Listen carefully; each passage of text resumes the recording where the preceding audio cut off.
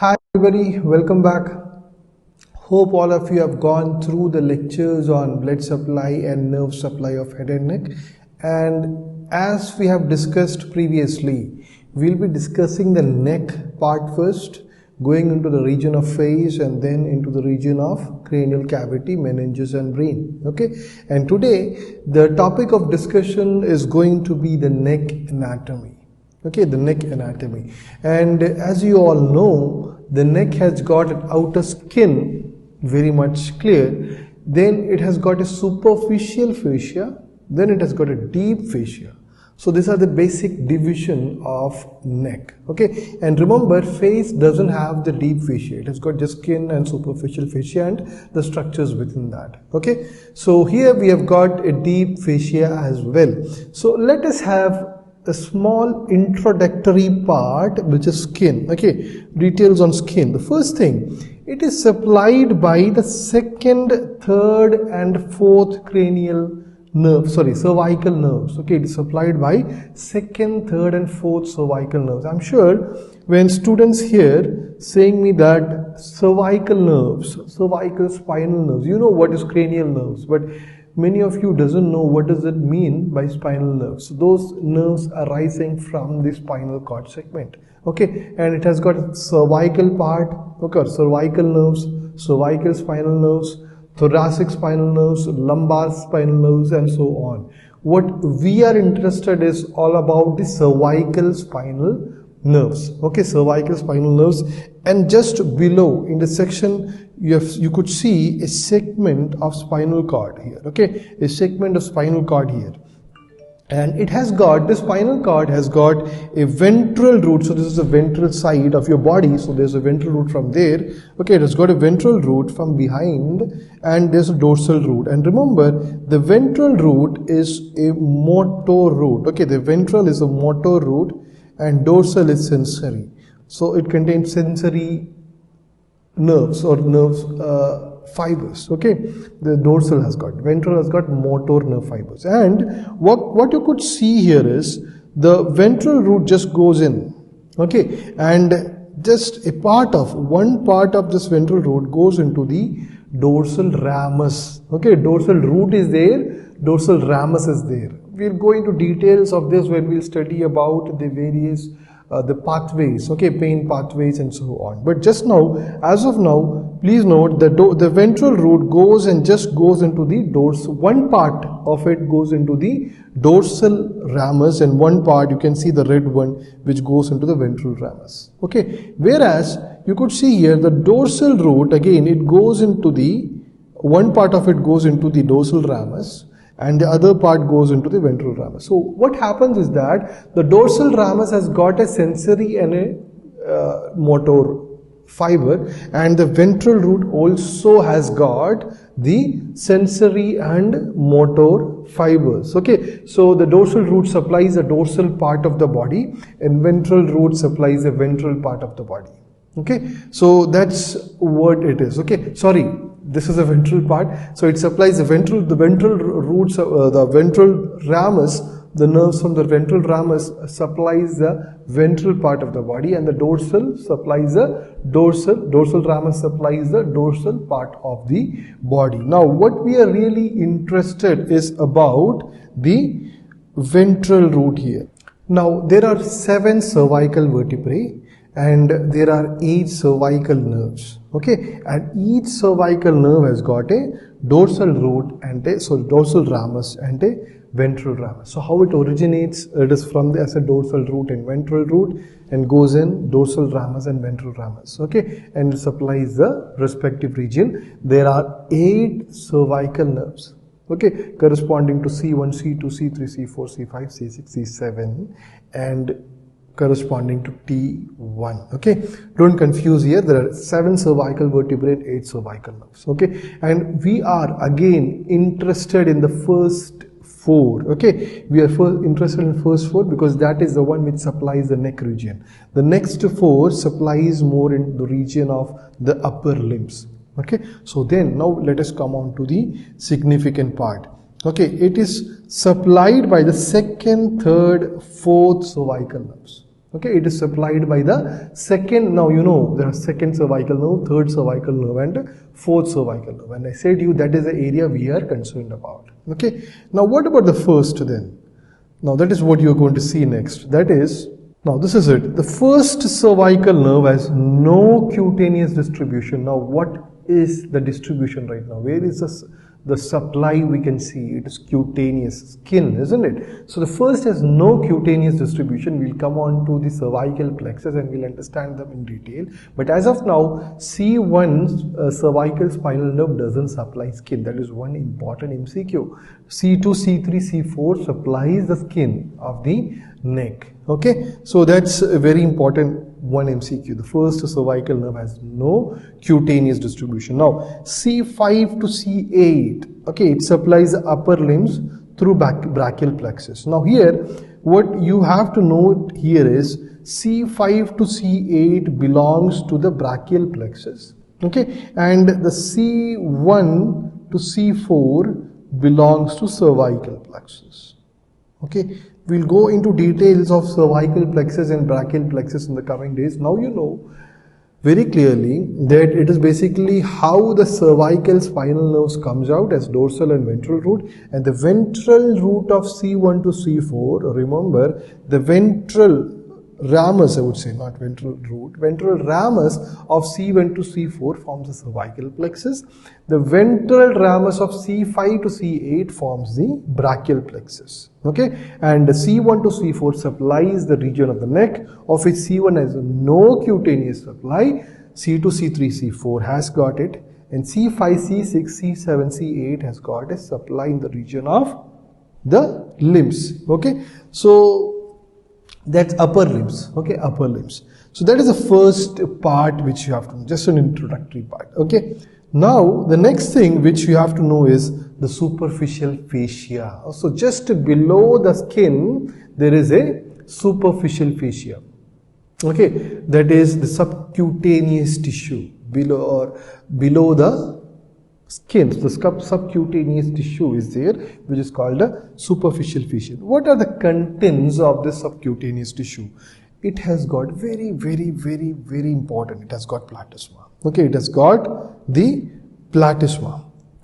Okay, the muscle platysma is in this region in the superficial fascia. All other muscles, what we are going to see next is in the deep fascia. Remember that. Okay, you know it's a muscle which is seen in this region, goes into the, so it's a muscle which arises in the region of face, goes into the neck and behind the neck. Okay, if you want to see, you can Google it out. Okay, it's a very simple image, you can see anywhere.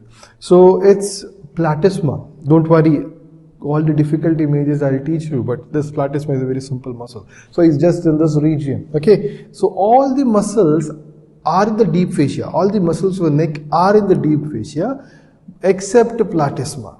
All the muscles of face are in which region? Superficial fascia, because there is no deep fascia. So remember, all the muscles of the neck are in the deep fascia, which you are going to see next, except platysma. Okay, except platysma. I'll show you an image, cross-sectional image very soon when we are discussing the deep cervical fascia. Fine. So that's the platysma. Now there is cutaneous nerve. Now you know it. What? It comes from the ventral root of the cervical spinal nerve. Okay, it reaches the skin. So for reaching the skin, it has to pass through what? It has to pass through the superficial fascia. So the superficial fascia will contain the cutaneous nerve, no doubt. Superficial vein, now you know there is a angular vein, facial vein, common facial vein draining into internal jugular vein.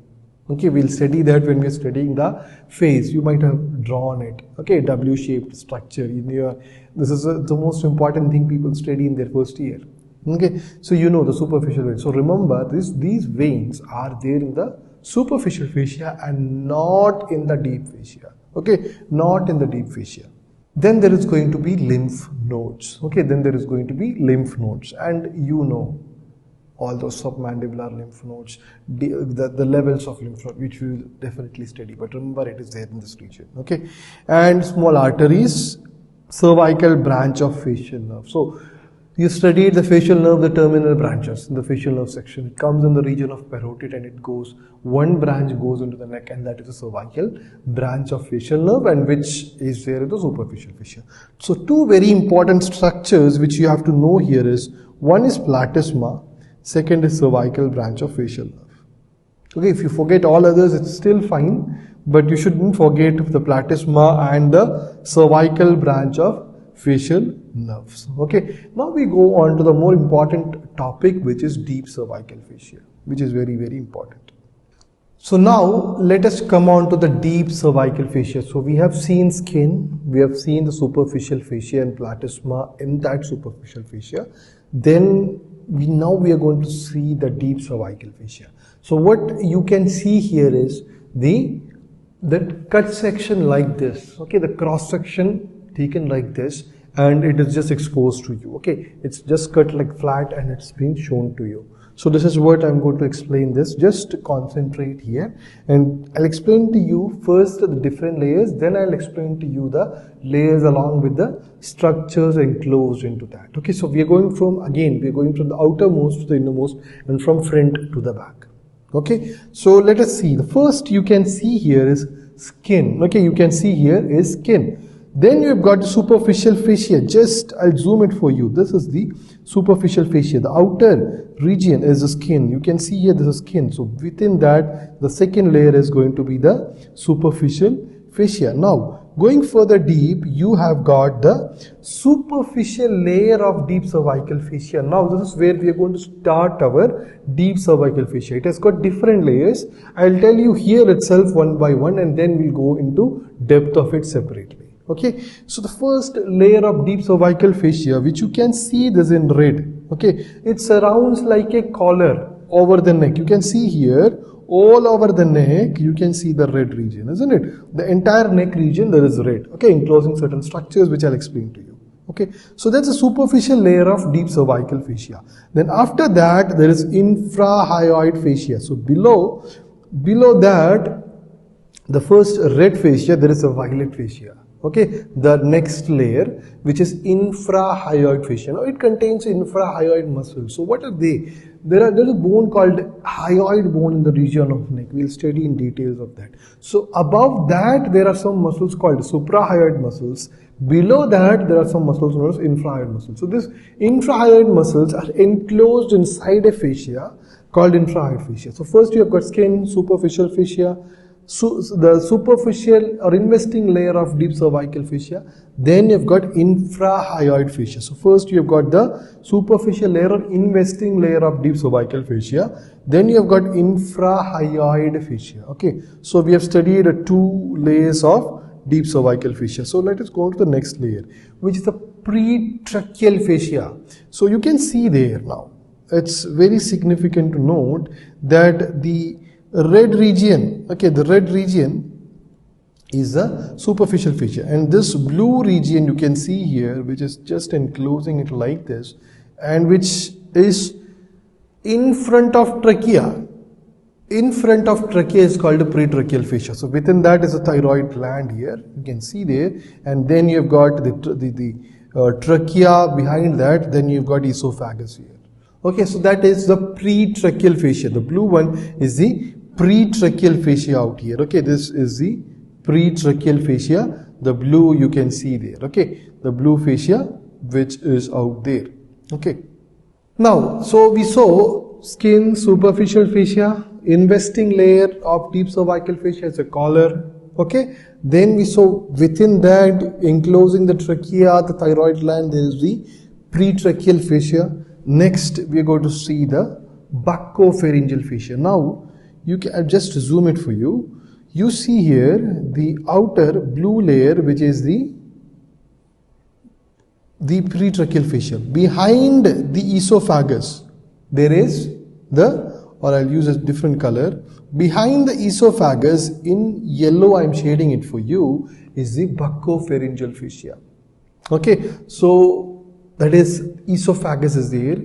Above esophagus, so in front there is trachea. Okay, and there is thyroid gland above trachea. So there is, you know there is a thyroid gland here. I'll show you all the images, don't worry. But there is thyroid gland, then there is trachea. isn't it? So between this, in front of the trachea there is that pretracheal fascia. Behind trachea there is esophagus, isn't it? There is esophagus, and esophagus goes up, or I would say above esophagus is what? Pharynx. So there is buccopharyngeal fascia. So something related to pharynx, there is a fascia. Also associated with the buccinator muscle, which goes up, buccopharyngeal fascia. Okay, so it's more kind of esophagus, you have to note it here. Okay, because esophagus goes up, or pharynx goes or continues down as esophagus, and in front as the larynx, isn't it? And then trachea. So it is the buccopharyngeal fascia behind that. Now, so from front to back, skin, superficial fascia, investing layer of deep cervical fascia, pretracheal fascia, the buccopharyngeal fascia.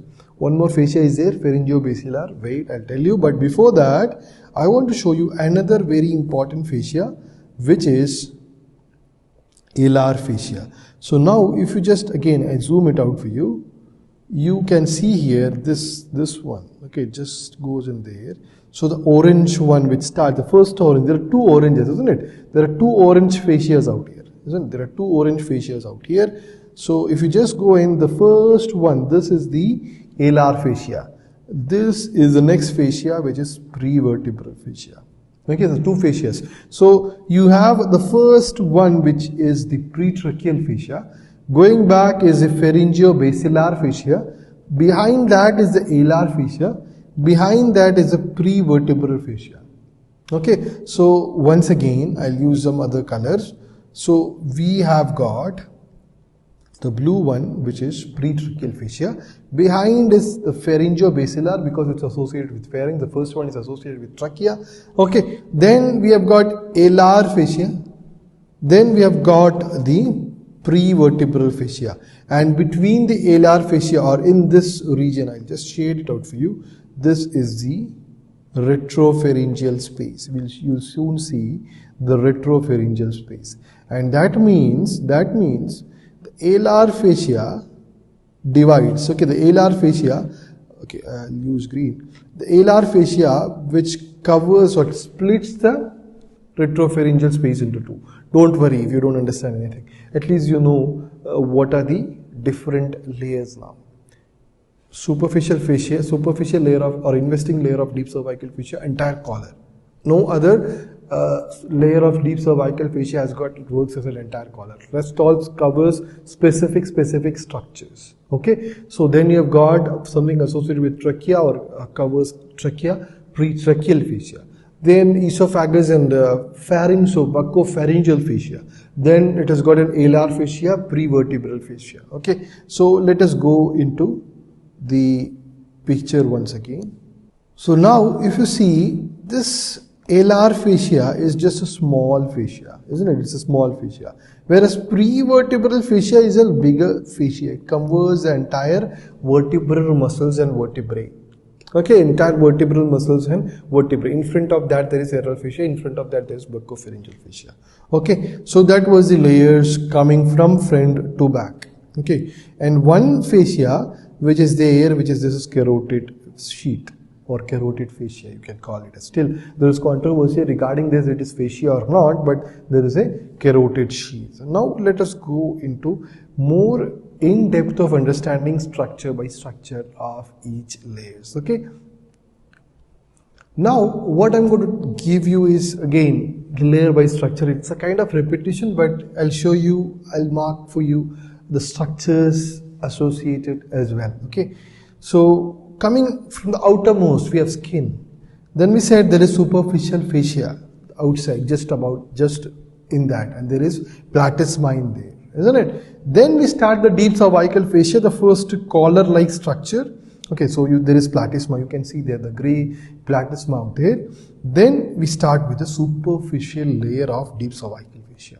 Okay, the pink, the red one. So that highlighted is also again the same color. Okay, superficial layer of deep cervical fascia.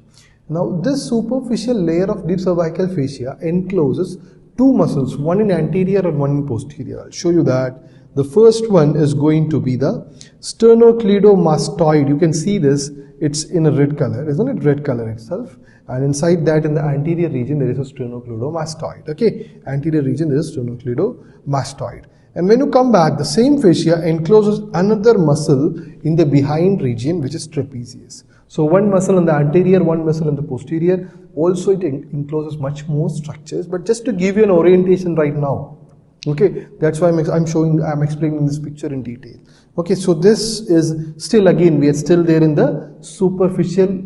So the superficial layer of deep cervical fascia, not superficial fascia, superficial layer of deep cervical fascia, or investing layer of deep cervical fascia. Okay, investing layer, which invests everything together. Okay, so that's the next fascia, the next muscle, two muscles out there. Okay, the entire collar. Then we have got the infrahyoid fascia, we said the violet fascia, and in that you could see some muscles associated, isn't it? There is sternohyoid muscle coming, we'll study this. Sternothyroid muscle is there. There is omohyoid muscles going to come. Okay, so these are the infrahyoid fascia below that. Okay, then so we are studying layer by layer. After that, you're going to see the pretracheal fascia. Okay, isn't it? The pretracheal fascia and the structures which comes along with that. Okay, the blue one you can see now there. Okay, so within that, what you have? Thyroid gland. You have got a thyroid gland there. Okay, so you can see the thyroid gland here. Okay, so then behind that is trachea. Okay, this trachea is there. Okay, there is trachea.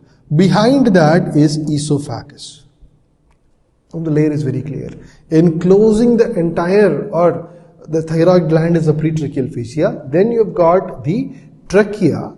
Then you have got the esophagus. Okay, very clear. Now, behind that esophagus and pharynx, what do you have? You've got the buccopharyngeal fascia. Yes. Okay, so recurrent laryngeal nerve, whatever.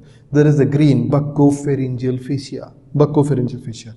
Now, behind that there is alar fascia and prevertebral fascia, isn't it? But onto the sides of that, that is what we are going to see next. There is carotid sheath, the green one. Okay, the green one. Okay, this green one is a carotid sheath, and the contents of this I'll show you on this other side. Okay, it has got common carotid artery.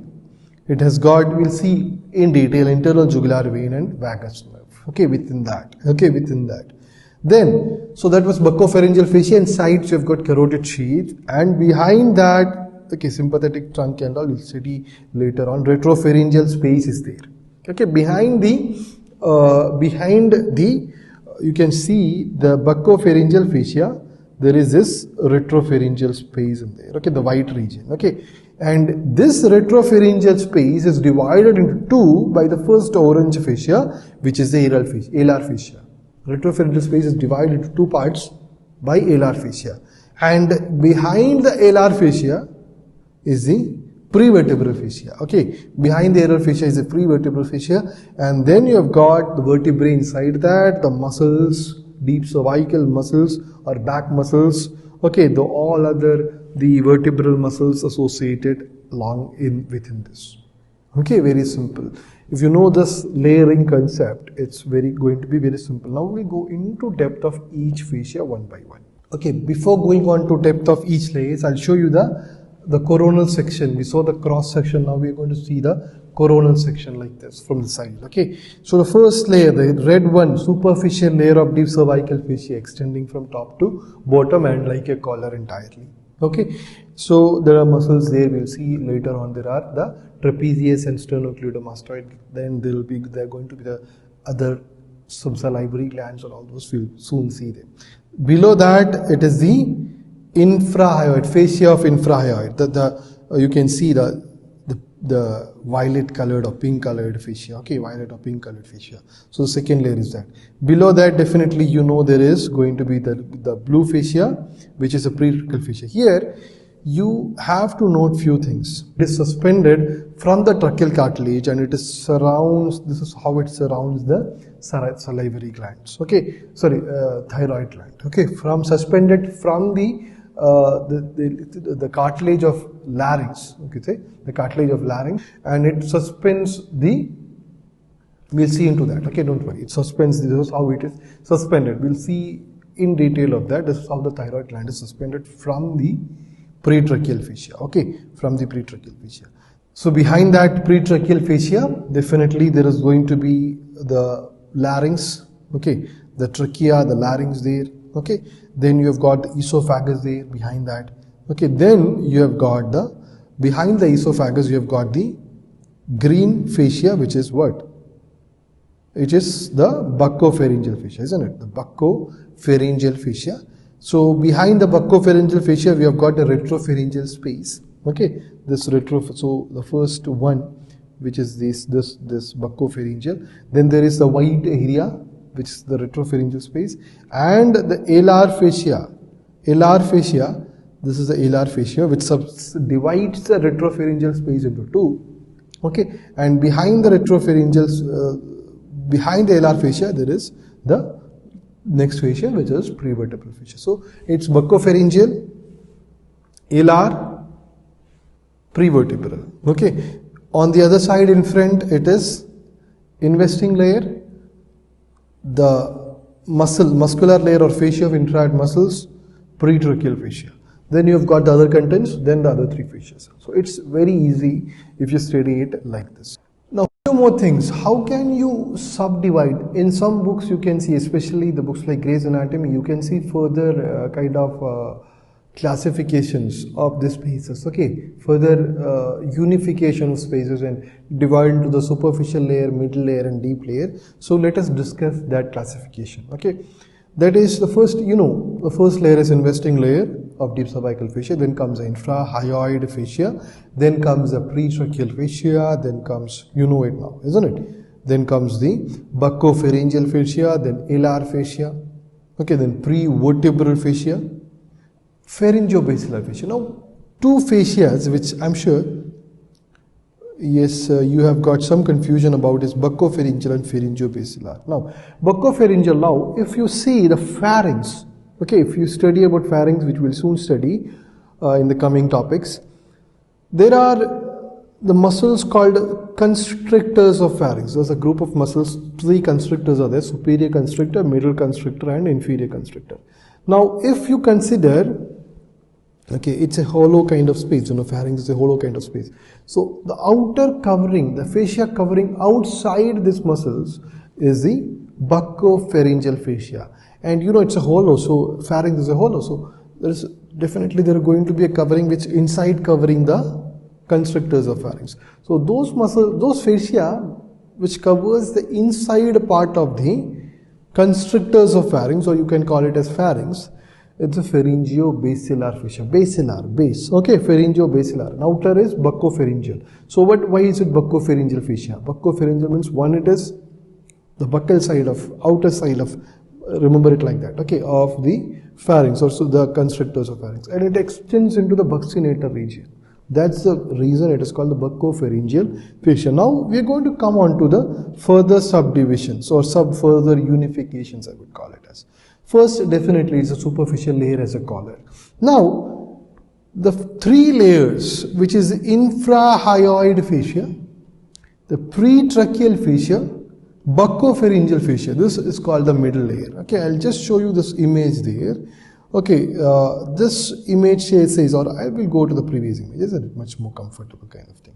So, the infrahyoid fascia, pretracheal fascia, and buccopharyngeal fascia. So this entire region, okay, this entire region is the middle layer, okay, this entire region is the middle layer. And yes, the next is alar fascia and prevertebral fascia, which is the deep layer, alar and prevertebral, okay, which is the deep layer. One more thing I just want to tell you here, okay, which you will come across, okay, SMAS, very soon you will come across, many students ask this doubt. So basically it is this subcutaneous tissue, that is a platysmal layer, that is, we said, skin superficial fascia, isn't it? So this superficial cervical fascia, forget about deep cervical fascia, superficial cervical fascia with the platysma, it is called the SMAS, okay, it is the SMAS. So what is basically SMAS? SMAS is superficial musculo-aponeurotic system, okay, superficial layer. Okay, muscle is there, platysma, and aponeurotic system, that is, there is a covering aponeurotic fascia. Okay, basically it contains the superficial fascia and the muscle. So that's an aponeurotic system, superficial musculo-aponeurotic system. Okay, so that's one thing which we'll come across in the coming questions. Okay, don't confuse yourself. And the next one, which is superficial layer of deep cervical fascia, where you can see the which gland? The parotid gland. It is called the parotidomesenteric fascia. Okay, parotidomesenteric fascia. We'll come to that very soon. So don't forget this SMA. Student asks, what is SMA? What is SMA? Nothing. This particular superficial fascia with platysma. That's what is SMA is. Okay. Then when the question comes, we'll discuss further. Okay. Now the first layer we are going to discuss in the deep cervical fascia is the investing layer, which is also known as superficial layer of deep cervical fascia. So few points you have to note here is, one is it surrounds the neck like a collar. You have seen already the red one, isn't it? And it forms the roof of anterior and posterior triangle. Now the next topic we are going to see is the triangles of neck. We will divide neck into different triangles. Okay, so there is an anterior triangle in this region and there is going to be a posterior triangle in this region. So this forms the roof, you know, the roof of a house. So definitely as it surrounds like a collar, this is going to form a roof for the anterior and posterior triangle. What does it mean? Anterior and posterior triangle is within this. Okay, within the investing layer. It is not outside this, it is within this investing layer, and it extends to a deeper layer, which we will see very soon. Okay. Now it encloses two glands, parotid and submandibular. As of now, just write it down. I'll tell you how it encloses the parotid and submandibular glands. Okay. Now that is, this fascia, it is here, you know, it splits. So there is parotid here. Deep into that, there is going to be the submandibular gland. So this splits. Okay, this splits. Okay, I'll show this picture. Okay. Now this is again a cross-sectional area of, in the region of neck extending like in the region of tongue. Okay, like that. Okay, so you can see here the parotid gland. Okay, the parotid gland can be seen here. So this particular structure, okay, this particular structure out here is the parotid gland. Okay, the parotid gland, which outer and there is the superficial layer and deep layer of parotid gland. Okay, now deep into this, I'll use another color. This area, this is the region of the submandibular salivary gland. Okay, this is the region of submandibular salivary gland. Now, okay, so what happens here is this fascia splits and goes up. Okay, this fascia splits and goes up, and it further encloses both the glands. How it is going to enclose both the glands? So it goes up. It splits. One layer encloses submandibular gland, other layer encloses one layer encloses the parotid gland, other layer encloses the submandibular gland, and there forms a fascia in between the two glands. Okay, which you can see here. It goes up means it will divide it into two, isn't it? So we'll see how it divides and what is the what is the connections of the divisions which we have to know, or details of the divisions which you have to know here. Okay, so it divides into superficial lamina and a deep lamina. There is a superficial lamina, deep lamina. Now we understand superficial lamina will be a part of parotid gland, deep lamina will be a part of submandibular gland, because submandibular gland is deeper, isn't it? And then the superficial lamina forms the parotid fascia, covers the parotid gland. It forms the parotid fascia or parotidomesenteric fascia. Okay, parotidomesenteric fascia, or that it encloses the parotid gland. Deep lamina, two structures are formed from there. One is it forms the stylomandibular ligament. Okay, this one is the stylomandibular ligament. You have to note here. Okay, this is the styloid process. Okay, this is styloid process. So from there, it's this fascia forms the deeper. Now this is very important question. This superficial layer or investing layer of deep cervical fascia, the deeper lamina forms this stylomandibular ligament, isn't it? It's a new knowledge to you all, isn't it? Okay, the deeper lamina. The superficial lamina covers the parotid gland. Definitely, stylomandibular ligament is deeper, isn't it? And outside that comes the parotid gland. So the superficial lamina covers the parotid gland. Deep lamina, one structure it forms is this stylomandibular ligament there. Okay, the deep lamina. And the other, as you know now, hopefully, that it forms what?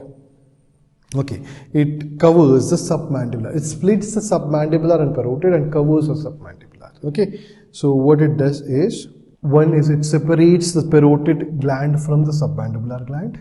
Okay, and it also encloses the submandibular gland. Now you know it. So superficial lamina, so goes up, investing layer. Superficial lamina covers the parotid, deep lamina covers the submandibular, and the deep lamina also splits the parotid from submandibular, and the deep lamina also forms the stylomandibular ligament from the styloid process. The superficial lamina is the one which is associated with the parotid gland. Okay, superficial lamina and deep lamina. Okay, so it's very clear now. Now further, it encloses two muscles. What was that? We studied very clearly, isn't it? We studied very clearly it's trapezius and sternocleidomastoid. In the previous image, the cross-sectional image, we have seen it. Okay. Now, next thing which you have to know, it encloses two spaces. The suprasternal, where is the sternum? It's here. The sternum, the chest bone. Suprasternal, this is the clavicle, the collarbone. The suprasternal and supraclavicular space. So how everything happens is like this. What all does it encloses? It encloses from going from below to up. It encloses those two spaces there, the suprasternal and supraclavicular. Goes up, there are two muscles to enclose. It encloses that, and then further goes up, it encloses two glands, parotid and submandibular. So three structures, it encloses two spaces, two muscles, two glands. Okay, two glands. So this is how the investing layer of deep cervical fascia encloses and what it forms and all. Okay, now we'll go further. This suprasternal space is known as space of Burns, just an MCQ. Okay, and what does it have? It has got the sternal head of sternocleidomastoid. So there is suprasternal space. Here is where the origin. If you just move your head like this, you will see that you can palpate your sternocleidomastoid muscle here, and it goes okay to the mastoid process. So the superior head, okay, the sternal head, sternocleido. So it's also from the clavicle, isn't it? The clavicle, cleido is there. So its originates to origin. So the sternal head of sternocleidomastoid is there in this space. Okay, and that's called the space of Burns. So where is sternal head of sternocleidomastoid? In the space of Burns. Supraclavicular contains the internal jugular vein. We'll soon see the internal jugular vein in triangles, in various triangles of neck, especially the anterior triangle. So just note, it is this in the supraclavicular space region where you have got the internal jugular vein. Not a very important MCQ, but it is good to know it. Okay. Now it forms pulleys to bind tendons of two muscles. I'll tell you what does it mean. Okay. The two muscles are digastric muscle and omohyoid muscle. Now see, if I just zoom it out, this is the omohyoid muscle. Which color will I use? Okay, pink. This is the omohyoid muscle going like this, okay, and like this. We'll see the origin insertion later on. Now there is a pulley it forms. This is the pulley, and this pulley is formed by whom? The investing layer. Again, if you see the digastric muscle here, this is digastric muscle. Okay, this is a digastric muscle. We'll study this digastric muscle very soon in triangles. There is a digastric triangle and it forms a pulley in between. So both the pulleys are formed by whom? By the investing layer of the cervical fascia. Now, is this muscles enclosed in the space? No, it is not. Omohyoid muscles especially, it is an infrahyoid muscle. So it's there in the infrahyoid space, which we'll see very soon. Basically, only the pulleys are formed. Please note, it is not, this layer is not enclosing these two muscles, only the pulleys, okay, the pulleys to bind the tendons of the two muscles. So there are two tendons of the muscles, and that two tendons has been bound by these pulleys, and the pulley is formed by the investing layer of deep cervical fascia. Okay, very, very important point to note. Okay, very important point to note. Now, so what does it enclose? It doesn't enclose these two. What does it enclose? It encloses two muscles.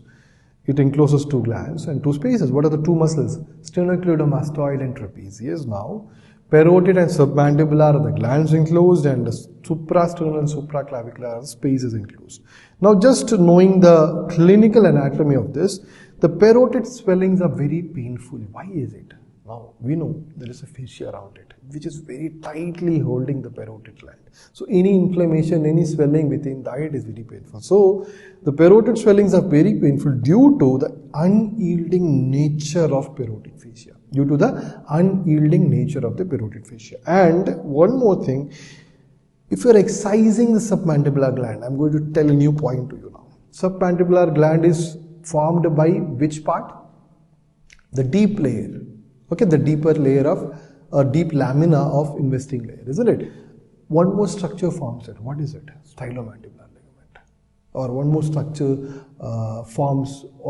is formed from it, the deep lamina. One is it definitely it surrounds the submandibular gland here, and one more structure it forms is stylomandibular ligament. Now, if you are excising the submandibular salivary gland, you will see that you have to secure the external carotid artery before dividing the submandibular gland. I'll explain this to you. Okay, because it can lead to severe bleeding. It will retract. Okay, this ECA, the external carotid artery, will retract through the stylomandibular ligament and cause severe bleeding.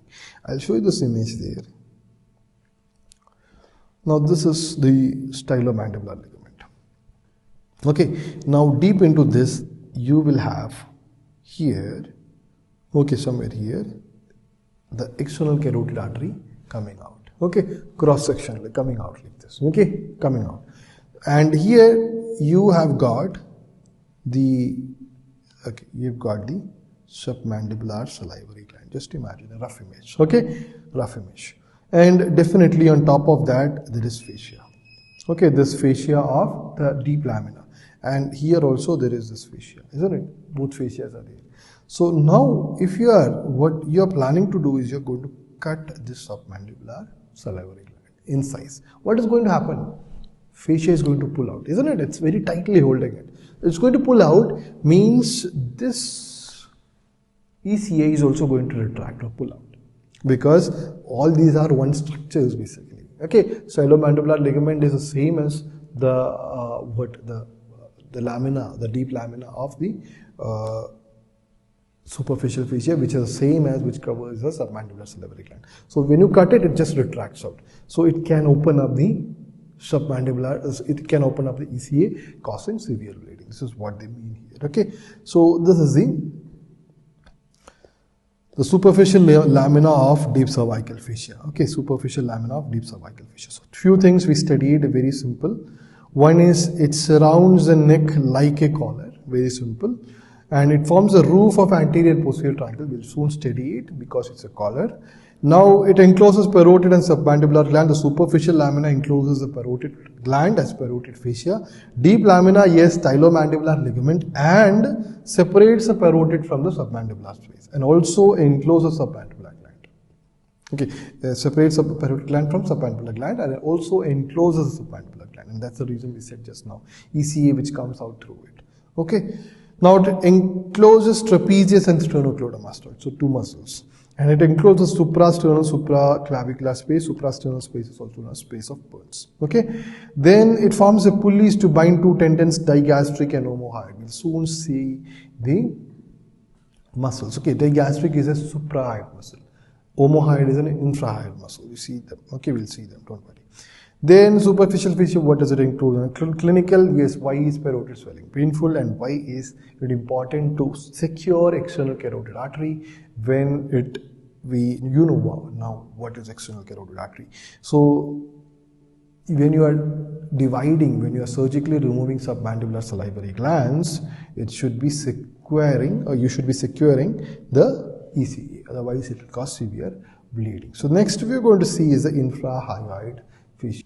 Now you know the infrahyoid fascia, right? Isn't it? You know the infrahyoid fascia now.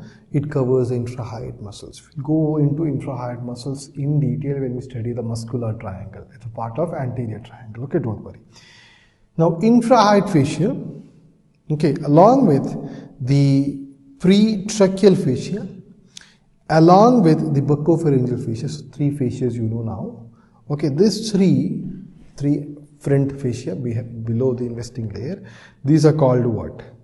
This is the middle layer of deep cervical fascia, of which the infrahyoid fascia is called muscular layer, and the other two is known as visceral layer. Now, why is it called a visceral layer? Now, all the visceral organs all the visceral organs of the neck are there in the visceral fascia. We'll soon see this, okay, including the pretracheal. You know, the thyroid gland surrounds it, or thyroid gland is surrounded by pretracheal, and the other, like, and back we have got buccopharyngeal. So in front of this buccopharyngeal we have got esophagus and trachea, isn't it? So it's called the visceral fascia, and the one which is there above is the muscular layer, which we said there is omohyoid, okay, which is an infrahyoid muscles, okay.